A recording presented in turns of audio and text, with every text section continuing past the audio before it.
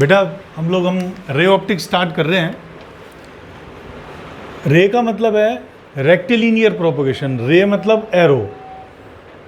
जब लाइट एक straight line में चलती है, रेक्टिलिनियर प्रोपगेशन करती है, तो जो भी प्रॉपर्टीज वो शो करती है वो सब रे ऑप्टिक्स में आएगा। तो it is a branch of science which deals in rectilinear propagation of light. अब देखिए, जब लाइट स्ट्रेट लाइन में चलेगी तो वो रिफ्लेक्शन शो करेगी और रिफ्रैक्शन शो करेगी। तो रिफ्लेक्शन और रिफ्रैक्शन को हम दोनों को रे ऑप्टिक्स में डालते हैं। तो सबसे पहले हम रिफ्लेक्शन टॉपिक डिस्कस कर रहे हैं। रिफ्लेक्शन का मतलब है लाइट का किसी भी पॉलिश्ड सरफेस से रिबाउंस हो जाना। अगर आपने लाइट रे किसी पॉलिश्ड सरफेस पर इंसिडेंट करा दी है तो वो लाइट रे उस पॉलिश्ड सरफेस से रिबाउंस हो जाएगी, अपने मीडियम में वापस आ जाएगी। तो it is a rebouncing back, is a phenomena of rebouncing back of light ray from a polished surface. ये जो पॉलिश होती है ये निकिल की पॉलिश होती है, लेकिन कहते इसे सिल्वर्ड है। और ये जो पॉलिश होनी चाहिए ये किसी ट्रांसपेरेंट मटेरियल पे होनी चाहिए, लाइक ग्लास। मान लीजिए आपके पास ये ग्लास की शीट है, इसके एक साइड आपने पॉलिश कर दी है निकिल की, जिसे हमने कह दिया दिस इज सिल्वर्ड। और अब आपने लाइट इस पर इंसिडेंट कराई, तो लाइट इस पर जब इंसिडेंट होगी तो पॉलिश सरफेस को क्रॉस नहीं करेगी, यहाँ से रिफ्लेक्ट बैक हो जाएगी, अपने मीडियम में वापस रिबाउंस हो जाएगी। इस पर्टिकुलर को हम कहते हैं रिफ्लेक्शन। तो ध्यान रखना, पॉलिश सरफेस से रिफ्लेक्शन ही रिफ्लेक्शन है। अगर विदाउट पॉलिश सरफेस कभी रिफ्लेक्शन हो रहा है तो उसे हम टोटल इंटरनल रिफ्लेक्शन कहते हैं, रिफ्लेक्शन नहीं कहते हैं। तो जब भी पॉलिश सरफेस से लाइट रे रिबाउंस होती है that is known as reflection.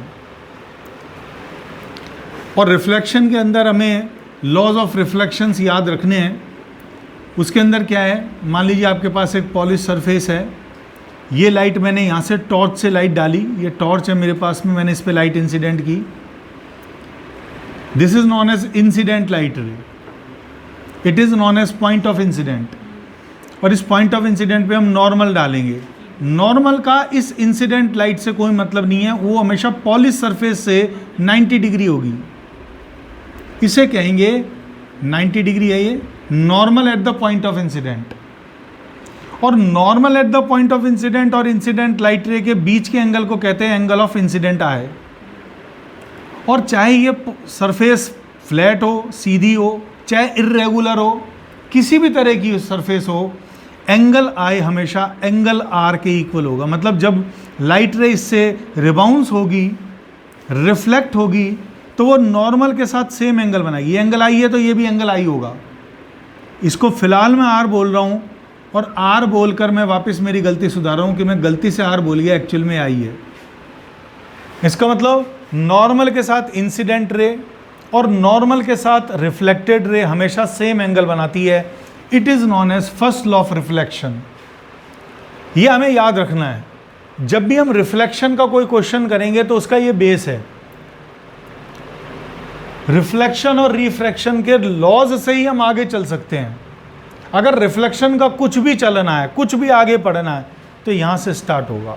Angle आई हमेशा एंगल आर के इक्वल होगा। कई बार होता है इर्रेगुलर सरफेस पे क्या ये वर्क नहीं करेगा? करेगा। अगर आपके पास इर्रेगुलर सरफेस भी है और उसको हमने पॉलिश कर रखा है तो भी ये एंगल आई हमेशा एंगल आर के इक्वल होगा। रेगुलर सरफेस है चाहे इर्रेगुलर है, एंगल आई हमेशा एंगल आर के इक्वल होगा।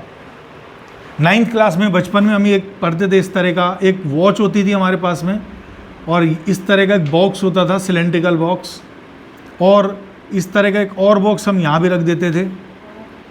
और वॉच जब टिंकलिंग करती थी तो साउंड आगे जाती थी, और आगे जाके वो रिफ्लेक्ट बैक होकर यहाँ आप अपने कान से सुनते थे।